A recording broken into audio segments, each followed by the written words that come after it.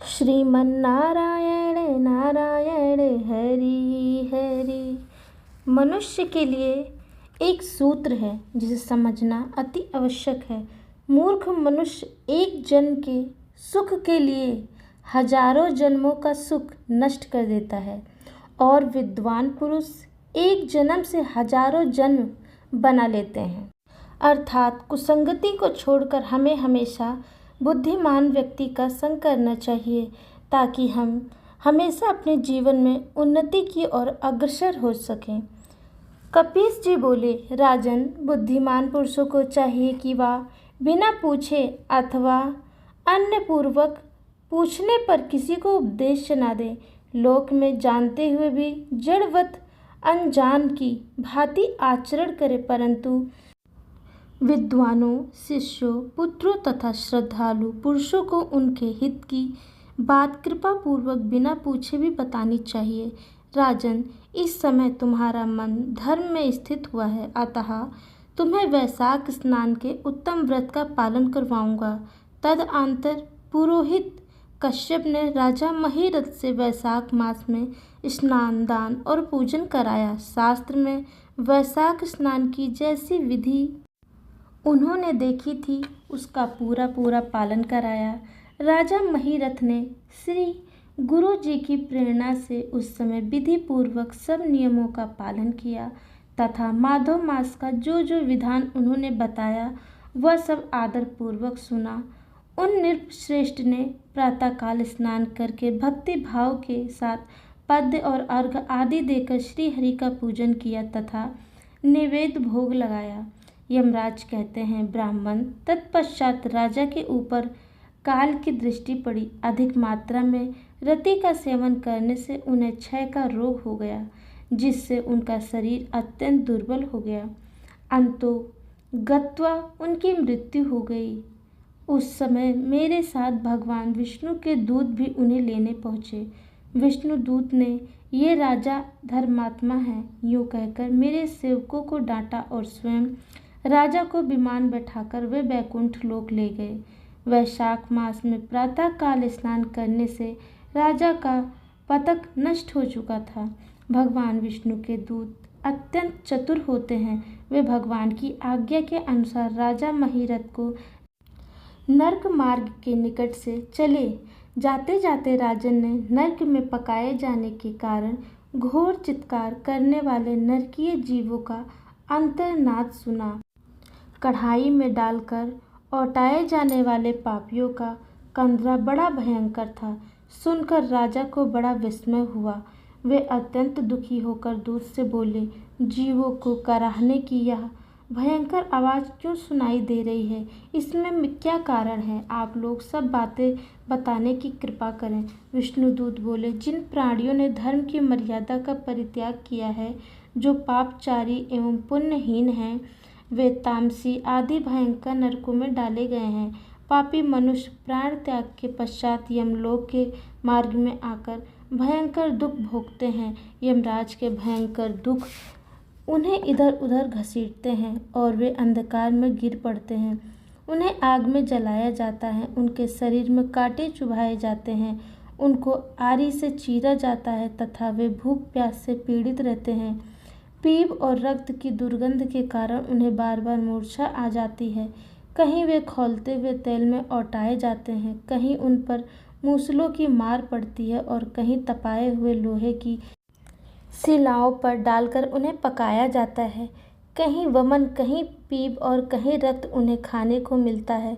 मुर्दों की दुर्गंध से भरे हुए करोड़ों नरक हैं, जहाँ शरपात्र वन है, शिलापात के स्थान हैं, जहाँ पापी शिलाओं पर पटके जाते हैं तथा वहाँ की समतल भूमि भी आग से तपी होती है।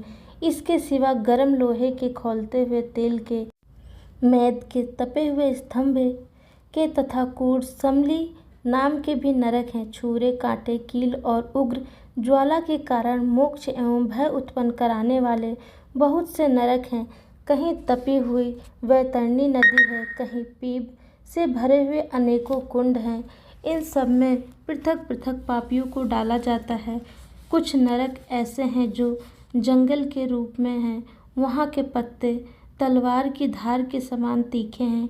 इसी से उन्हें असिपत्र वन कहते हैं। वहाँ प्रवेश करते ही नर नारियों के शरीर कटने और छिलने लगते हैं।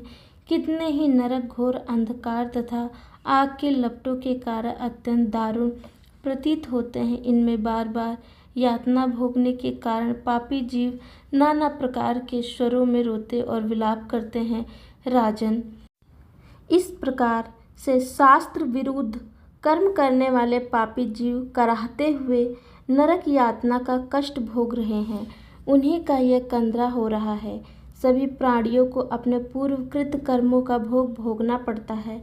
पराई स्त्रियों का संग प्रसन्नता के लिए किए जाता है, किंतु वास्तव में वह दुख ही देने वाला होता है।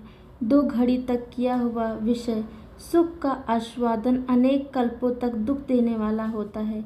राजेंद्र, तुमने वैशाख मास में प्रातः स्नान किया है। उसकी विधि का पालन करने से तुम्हारा शरीर पावन बन गया है। उससे छूकर बहने वाली वायु का स्पर्श पाकर ये क्षण भर के लिए सुखी हो गए हैं। तुम्हारे तेज से इन्हें बड़ी तृप्ति मिल रही है। इसी से अब ये नरकवर्ती जीव कराहना छोड़कर चुप हो गए हैं।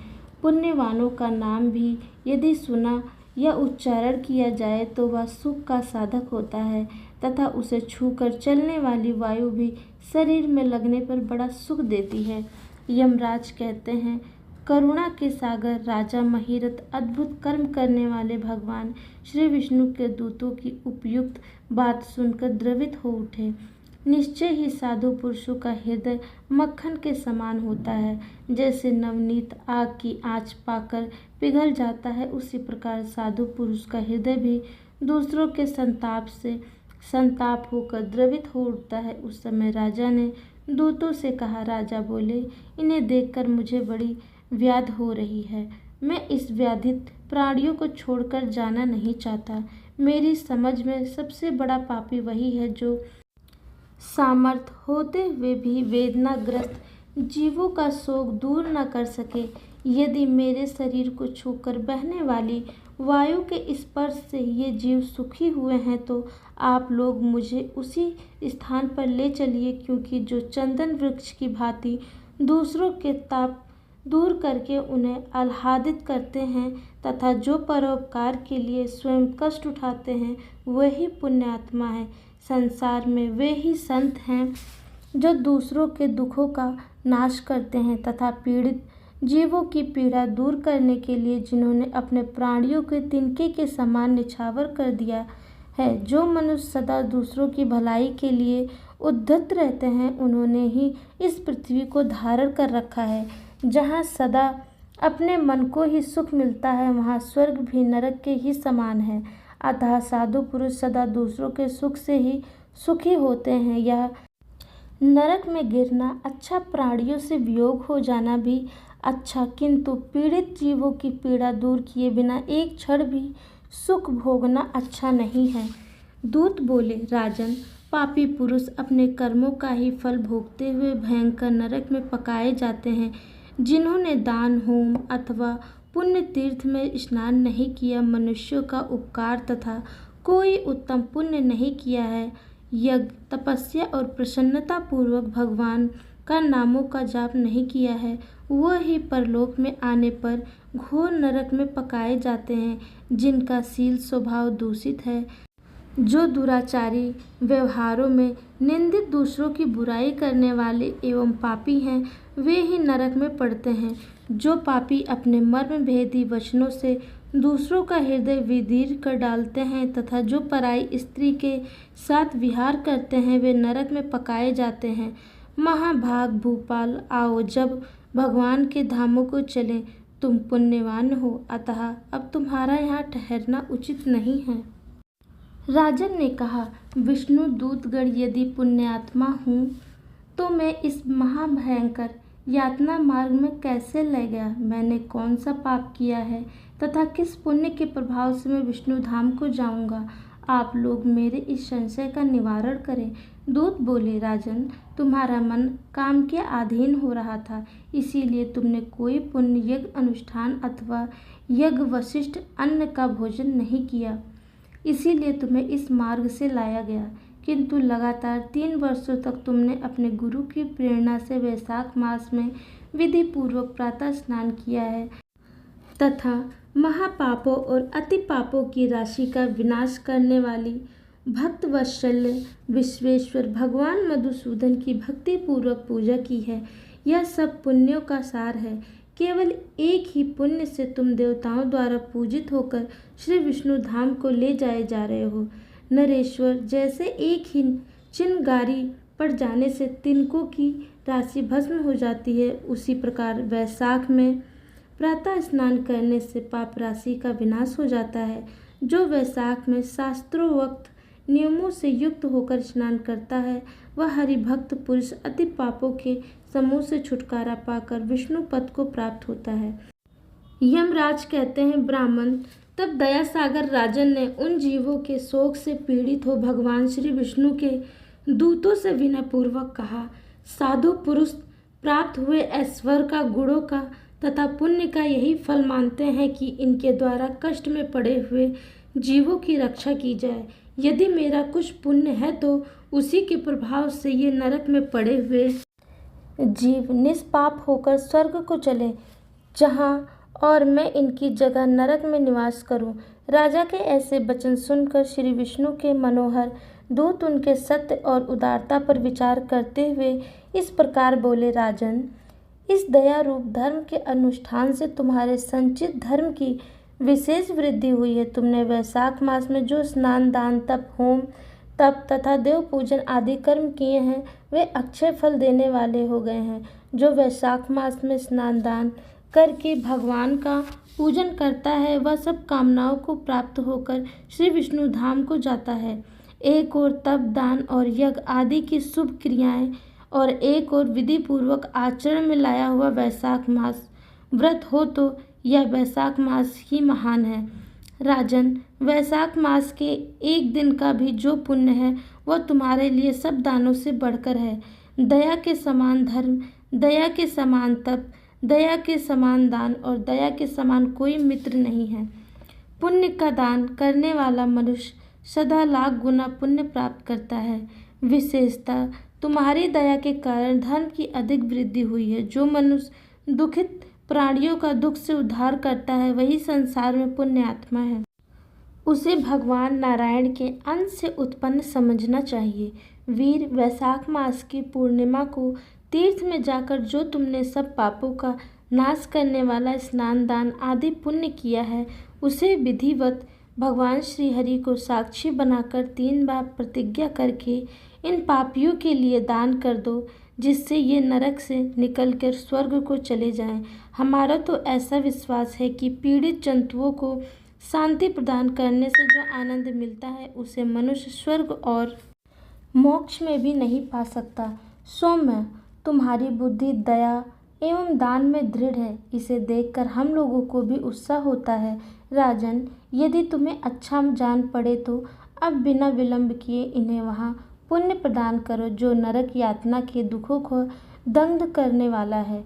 विष्णु दूत के यूँ कहने पर दयालु राजा महिरथ ने भगवान गदाधर को साक्षी बनाकर 3 बार प्रतिज्ञा पूर्वक संकल्प करा के उन पापियों के लिए अपना पुण्य अर्पण किया। वैशाख मास के एक दिन के ही पुण्य का दान करने पर वे सभी जीव यम यातना के दुख से मुक्त हो गए। फिर अत्यंत हर्ष में भरकर वे श्रेष्ठ विमान पर आरूढ़ हुए और राजा की प्रशंसा करते हुए उन्हें प्रणाम करके स्वर्ग को चले गए। इस दान से राजा को विशेष पुण्य की प्राप्ति हुई। मुनियों और देवताओं का समुदाय उनकी स्तुति करने लगा तथा वे जगदीश्वर श्री विष्णु के पारदर्शियों द्वारा अभिवंदित होकर उस परम पद को प्राप्त हुए, जो बड़े बड़े योगियों के लिए भी दुर्लभ है। द्विज श्रेष्ठ, यह वैशाख मास और पूर्णिमा का कुछ महत्व यह थोड़े में बतलाया गया है। यह धन, यश, आयु तथा परम कल्याण प्रदान करने वाला है। इतना ही नहीं, इससे स्वर्ग तथा लक्ष्मी की भी प्राप्ति होती है। यह प्रशंसनीय महात्म अंतःकरण को शुद्ध करने वाला और पापों को धो डालने वाला है। माधव मास का यह महात्म भगवान माधव को अत्यंत प्रिय है। राजा, महिरथ का चरित्र और हम दोनों का मनोरम संवाद सुनने, पढ़ने तथा विधि पूर्वक अनुमोदन करने से मनुष्य को भगवान की भक्ति प्राप्त होती है, जिससे समस्त कलेशों का नाश हो जाता है। सूत जी कहते हैं, धर्म की यह बात सुनकर वह ब्राह्मण उन्हें प्रणाम करके चला गया। उसने भूतल पर प्रतिवर्ष स्वयं तो वैशाख स्नान की विधि का पालन किया ही, दूसरों से भी कराया। यह ब्राह्मण और यम का संवाद मैंने आप लोगों से वैशाख मास के पुण्यमय स्नान के प्रसंग में सुनाया है। जो एकचित्त होकर वैशाख मास के महात्म का श्रवण करता है, वह सब पापों से मुक्त होकर श्री विष्णु के परम पद को प्राप्त होता है। पद्म पुराण के अंतर्गत वैशाख मास महात्म संपूर्ण। आप लोग को कथा अच्छी लगी हो तो प्लीज़ एक लाइक ज़रूर करें, शेयर भी ज़रूर करें, कमेंट में जय श्री विष्णु अवश्य लिखें। नए हो तो सब्सक्राइब करें। धन्यवाद।